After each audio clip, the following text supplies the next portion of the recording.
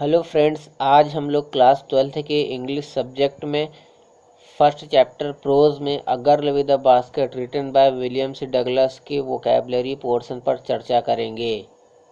ए part में है below are some pairs of words, use them in your own sentences to make out the difference in their meanings. इसका मतलब यह है कि आपको नीचे कुछ शब्द समूह दिए हुए हैं, आपको उसको वाक्य में इस तरह प्रयोग करना है ताकि उस शब्द समूह का अर्थ स्पष्ट हो सके।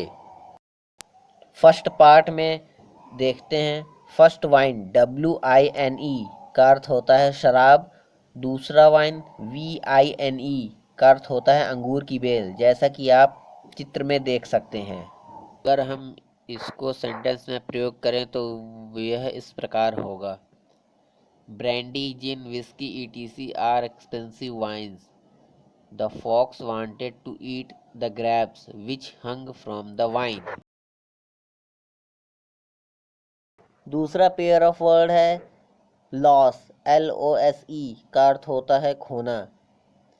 लूज, LOOSE का अर्थ होता है ढीला। अगर हम इसको सेंटेंस में प्रयोग करेंगे तो वह इस प्रकार होगा। If you do not keep your purse with care, you will lose it on the way.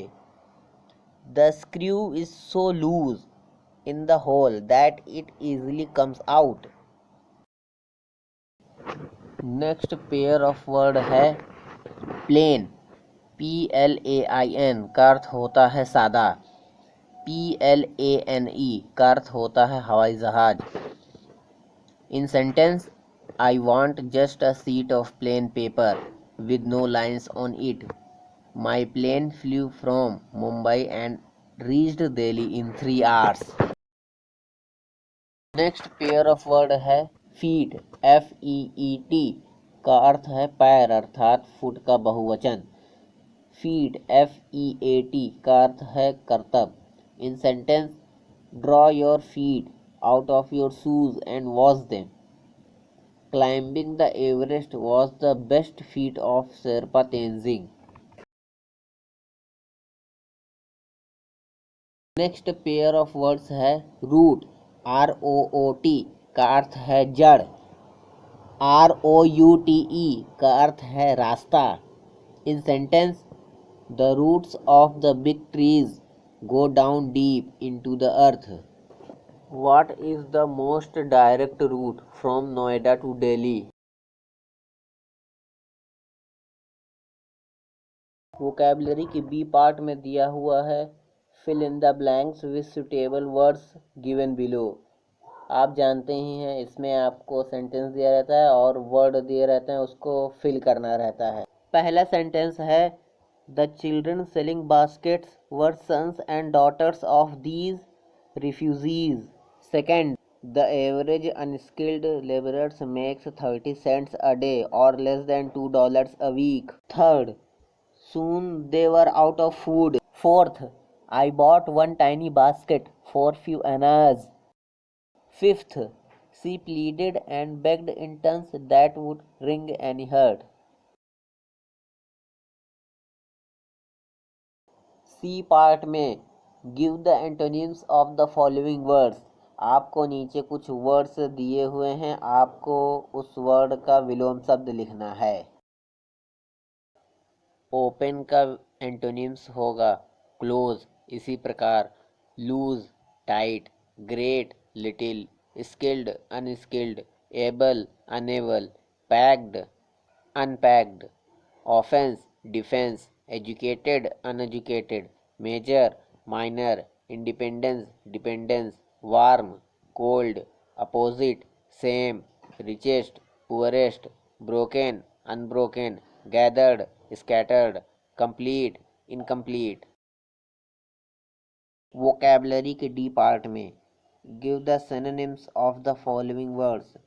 निम्नलिखित शब्दों के समानार्थी शब्द या पर्यायवाची शब्द लिखिए। गारमेंट्स का सिनोनिम्स होगा टेक्सटाइल, इसी प्रकार sacred, Holi, partition, division, peasants, farmers, extended, expand, glimpse, quick view, brave, courageous, candid, frank, effort, try, clever, crafty, ask, inquire, shouting, calling, annual, yearly, hard, difficult, begged, implored, bought, purchased.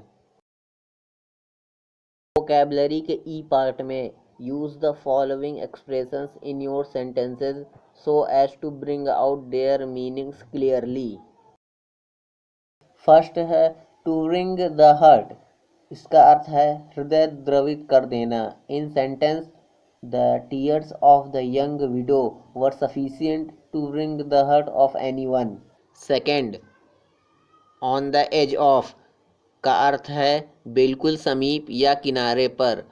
In sentence her fever was so high that she was on the edge of death. Third, to catch a glimpse of, एक झलक पा लेना। In sentence everybody rushed to catch a glimpse of the Russian dancers.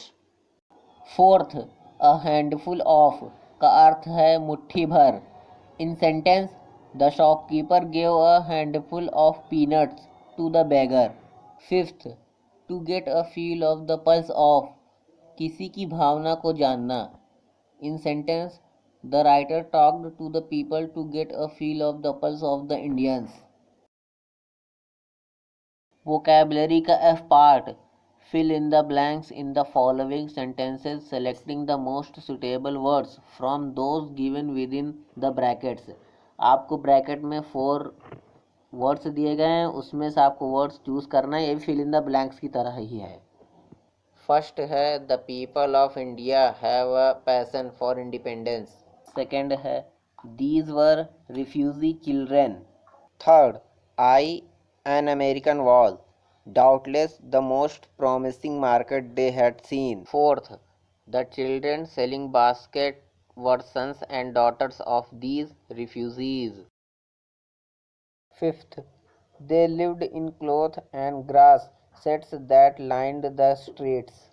Sixth, my arms were filled and I had not spent 50 cents.